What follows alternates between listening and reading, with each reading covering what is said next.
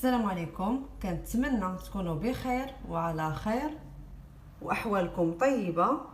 مرحبا بكم معايا في قناتكم مطبخ بيتي مع وصفه جديده وفيديو جديد.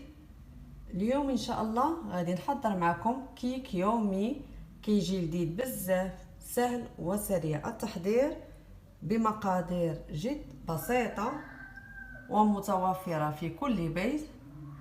فابقوا معايا من اول فيديو حتى الاخير باش تعرفوا على المقادير وعلى الطريقه. فرجه ممتعه. نمر الان تذكير بالمقادير.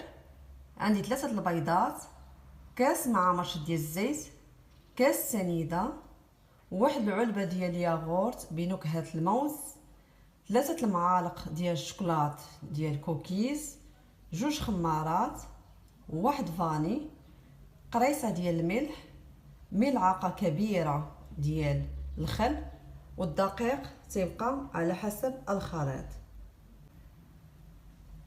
نبداو على بركه الله. طريقه التحضير: في اناء اللي غادي نخلط فيه جميع مقادير الكيك غادي نوضع قريصه ديال الملح،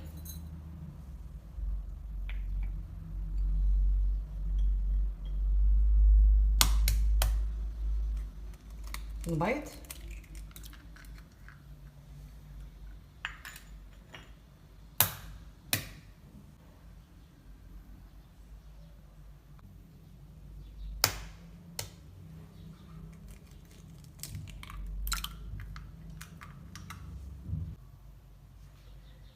غنضيف سنيده،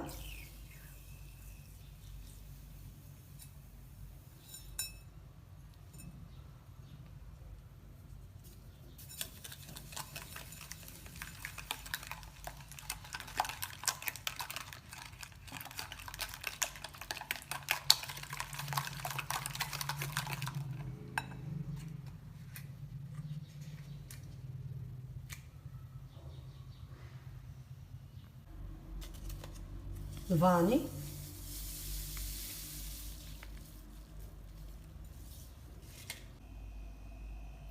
غنضيف العلبه ديال الياغورت،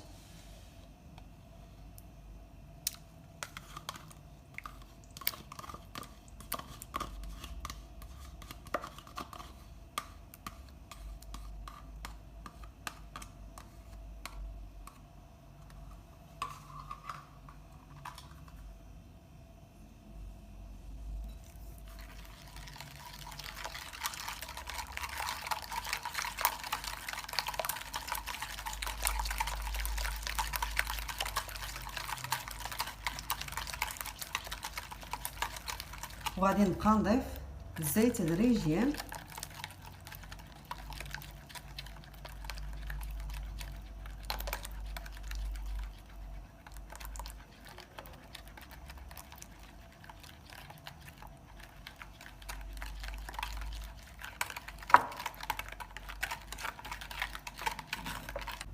غنضيف الدقيق اللي سبق لي وغربلته،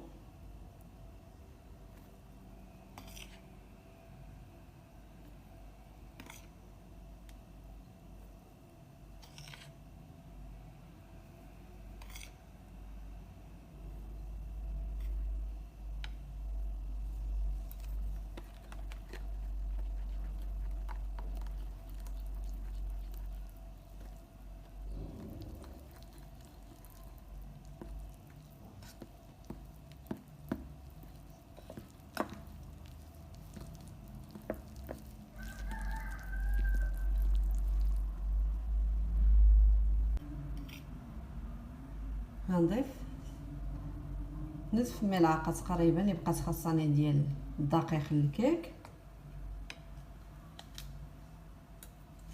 خميره الحلويات،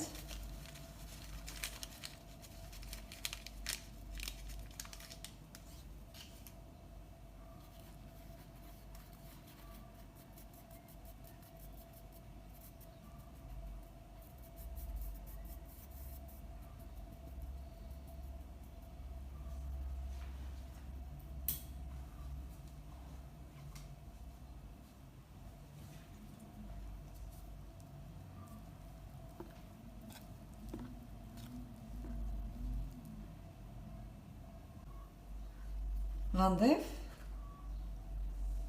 الخل،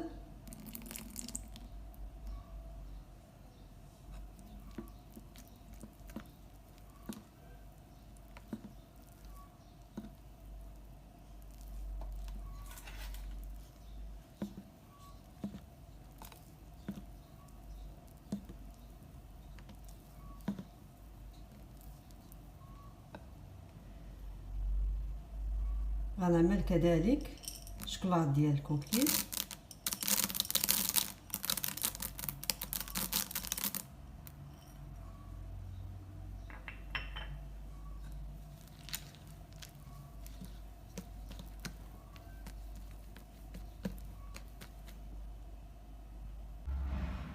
ومن بعد ما ضفت الشكلاط ديال الكوكيز للخليط ديال الكيك، الان غادي نفرغو في المول اللي سبق لي، وعملت له في الوسط ورق الزبده ودهنت له الجوانب بالزبده ورشيته بالدقيق.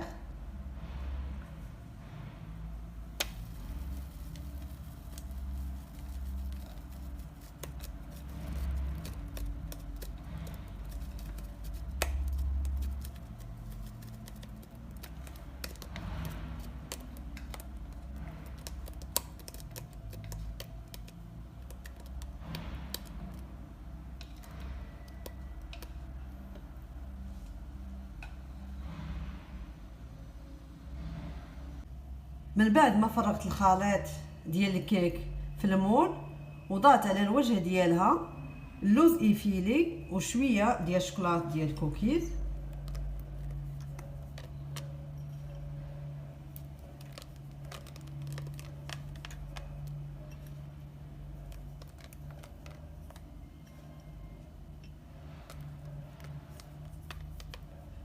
الان غادي ندخلها الفرن يكون بارد، عاد غادي نشعل عليها ونتلاقاو ان شاء الله في الشكل النهائي ديالها من بعد ما توجد. ورجعت معكم في الشكل النهائي ديال الكيكه اللي حضرت. من بعد ما وجدات كتجي على هذا الشكل كيف ما واضح في الصوره، زوينه ولذيذه في نفس الوقت، بمذاق ولا اروع، سهله وسريعه التحضير، بمقادير جد بسيطه ومتوفره في كل بيت. كنتمنى انكم تجربوها وان شاء الله غادي تنال الاعجاب ديالكم. والى لقاء جديد في فيديو جديد ان شاء الله. مع السلامه.